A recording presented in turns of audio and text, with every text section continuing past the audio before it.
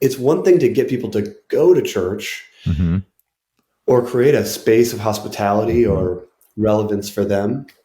But that's just an hour and a half or maybe 2 hours on a given week. Like, how in the world can we be the church? And how do we cultivate leadership in the everyday life of our neighborhoods? And how do we join in God's big, holistic mission that has to do with everything in Michigan as well? Yeah.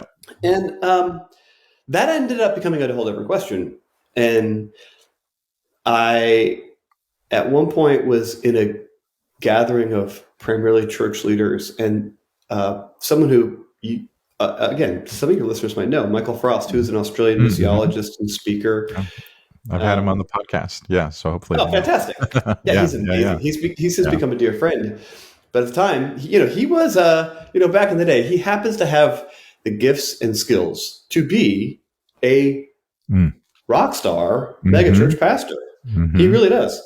And I'll never forget, he was telling the story about starting this new faith community in Sydney, where he's still at. And he and his team had decided that he actually wouldn't preach. He wouldn't speak. For the first couple, I think, year, they had basically discerned he was going to be a leadership team, but he wasn't going to ever speak.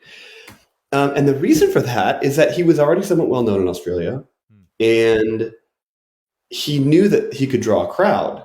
But effectively, that was not the mission of the church. That wasn't the game they were playing. And that metaphor of, we're playing a different game, we're trying to do something else. The point of our church is not actually to get people to come to church. It's to join in what God are doing in our neighborhood. Well, when I heard that, I nearly fell off my chair.